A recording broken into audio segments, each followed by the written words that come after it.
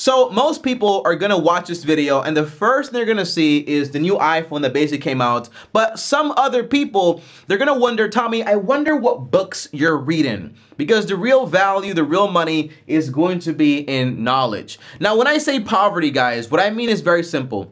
It's barely being able to afford the necessities. And by that I mean shelter, utilities, groceries, and transportation. Now, I've never starved, and I give thanks to God for that. But I know what it's like to go to school with one pair of socks for an entire year. I know what it's like to have a conversation every single day about the price of food going up, not being able to afford the same things anymore. I know that lifestyle. I've also lived basically where it's just me, my mom, my sister in one room and having to, well, it was me, my mom, and my stepdad for a while in one room and having to use a bathroom outside of the house, a kitchen outside of the house that was shared with a bunch of people. I know what that's like, and that sucks. That's what I mean when I say poverty, when I say being broke. And in this video, I'm gonna tell you exactly, first of all, what did I learn from the experience to get to where I am right now, where I'm basically having like over $500,000, a bunch of assets, and I've learned so many valuable lessons at a young age,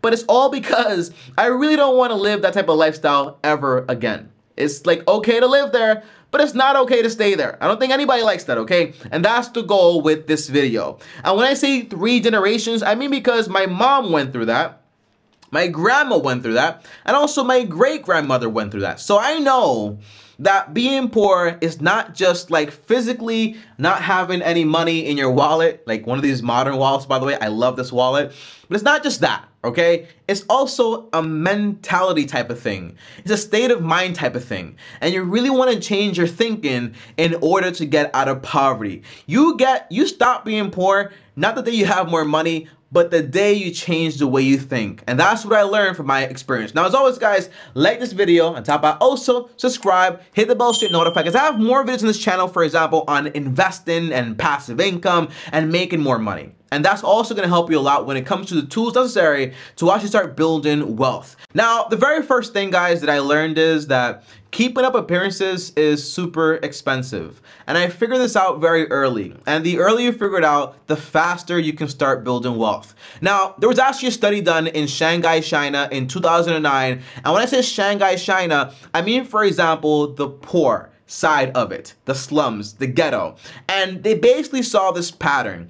Young ladies that were basically poor and they were not doing that well, they wouldn't really look the part of being poor. They came out with brand name purses and clothing and accessories, and they looked like they were filled with luxury, but they returned back to the ghetto and back to the slums. And then also young men and older men, they came in with their fancy, shiny scooters, and they didn't look like they were poor, but they came back to the same exact places. And I was like, why would that be? Why would someone try to appear something that they're basically not? And that comes down to one simple answer. People judge people, and people don't want to be judged negatively. So if I can basically put on a facade to not look poor because I don't want to be judged that way, and guess what? Appearances do matter. No matter what people tell you, they matter a lot, okay? You're going to be judged. If you can put in appearances to kind of like prevent that, most people are going to do it. Now, it's not an excuse to go ahead and do it. And I lived through this, okay? You would think that me coming from the Bronx, and by the way, I didn't live in the nice part of the Bronx. I lived in the ghetto. I saw this with my own eyes. I saw the ladies with the Louis Vuitton bags that were broke. I saw my friends with the expensive cars that were broke, and all they could afford were the payments. I saw all this, and you would think I would be like, hey, you know what? That's a bad idea. Don't do that, Tommy. Nah, my first paychecks went all the way to me trying to look cool via buying shoes, buying sneakers, and everyone knew Tommy makes $8 an hour. He takes the bus home, and he also takes the bus to come to school. And that was the truth. But if you saw me on the streets and you didn't know me, you didn't know that, so you couldn't judge me that way, okay? But it's a terrible idea. So what is the solution, guys, here? Exactly. The solution is, it's better to actually be rich or be actually working towards wealth than it is to actually appear like something you're not, because that's very, very expensive. So here's a little action step I have for you guys, okay? If you know, because we all know, okay, we all know when we're living above our means, okay? So the answer is very simple. If you are living above your means, write down everything you're spending money on. What is your lifestyle like? And then write down exactly what you're willing to basically cut out and to actually remove, to actually work towards wealth. And the answer is, forget about your neighbors, forget about appearances, and forget about all those things. It's okay to present yourself in an interview with a nice suit or rent a suit because obviously you're going to be judged, but it's not okay to just basically walk around trying to impress people you don't know, don't care about you, and you probably will not see again. So again, appearances, they can be very expensive to maintain. Not very super expensive to maintain, because when you're broke and you spend money, all that money is just basically being wasted, because at that point, time is really money because you work for money, and that's not what you want. Now, number 2, guys, my second lesson, and this is my favorite, by the way, because it actually helps a lot of people when they find this out, is that basically it's not about how much money you make, it's about how much money you keep. And I always thought that, no, the reason I'm broke, the reason I don't have enough money in my wallet, the reason everything is not working out for me, is just because I don't make enough money. When I make enough money, everything is going to change. And I knew in the back of my mind that was a lie, but then I read a book. And that book changed my life forever. It was basically called The Richest Man in Babylon. And it was actually a fiction book because it's just parables. It's just stories that basically help you understand something a lot better. But that entire book is about money, and there are so many valuable lessons inside of that book. Now, here's the lesson that I learned in this book, okay? There was this king, and the king said, "Why are my people so broke? And why are some of the people here so rich? And why do the rich get richer and the poor get poorer, or they stay broke? And who can teach the poor people to be rich?" And the answer was simple. You ask the rich people what they're doing to stay rich and to be richer. So he basically got the richest man in Babylon, the richest one there. And he asked them, "Hey, can you do me a favor? Just go teach 100 men how to become wealthy." And of course, it's an order by the king. You can't refuse it. So he went ahead and he taught 100 men how to become wealthy. Now, here's the cool part of this story. Those 100 men, you have people there where they were very broke. Some made very little money. Some made a lot of money.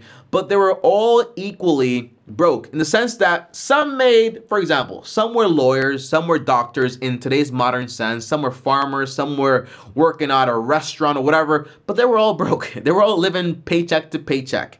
They didn't have any money whatsoever in their investment accounts. They had a lot of debt, all that stuff. And that's when it clicked for me. It's not about how much you make, it's about how much you keep. Because all my life, I've seen this pattern. When I was a kid, I had a job. My money went towards video games, and then I quit my job because I thought I was rich. And then when I got my first official job in college, I was making $8 an hour. All my money went towards looking like something I wasn't.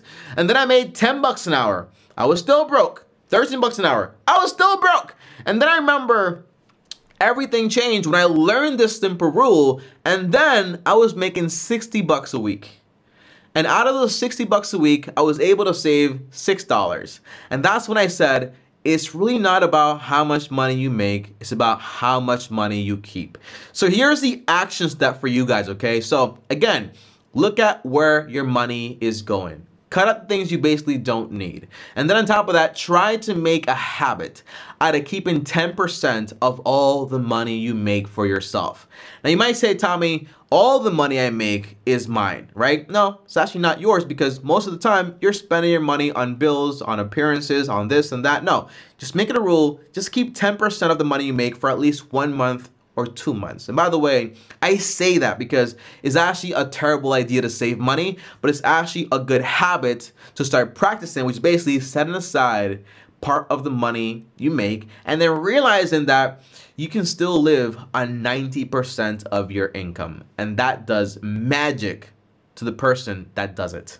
Now, the third lesson here, which for me was actually the hardest to practice and learn, is basically you have to be okay with being weird and not being popular.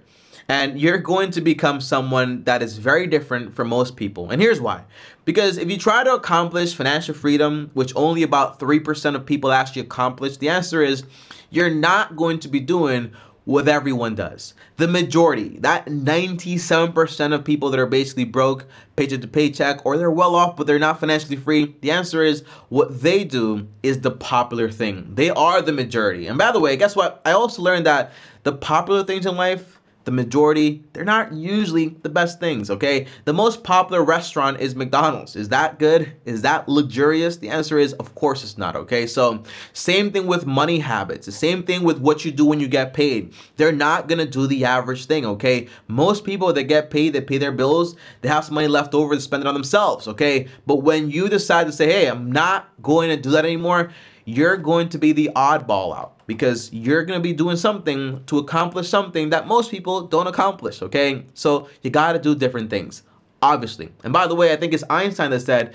the definition of insanity is trying to do the same thing over and over and over again and expecting a different result. And if you're broke, you do broke things, you're going to be broke. You're not going to be richer later, okay? So here's something that I basically learned along the way.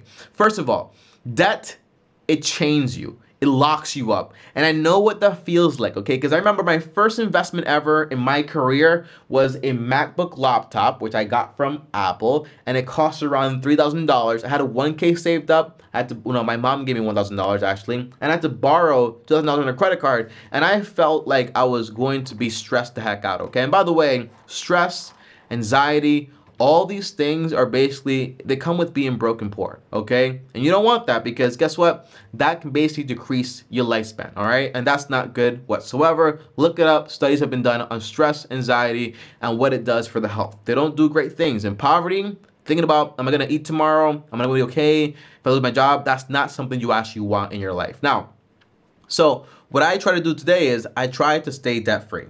I try to keep my debt-free status. And today was actually the final day of that. I paid off $21,000 in student loan debt, and I also paid off a business loan that I had from a while back, but everything's paid off. And to me, that feels amazing.